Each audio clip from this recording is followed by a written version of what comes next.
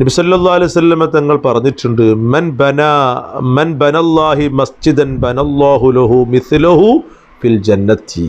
കണ്ടോ, ആരെങ്കിലും ഒരു ഭൂമിയിൽ ഒരു പള്ളി ഉണ്ടാക്കുകയാണെങ്കിൽ അല്ലാഹു തആല അവർക്ക് അതുപോലൊരു കൊട്ടാരം, ഒരു വീട് എന്താകും, സ്വർഗത്തിൽ അവന് പണിതു കൊടുക്കും എന്ന് പറയുന്ന ഹദീസ്.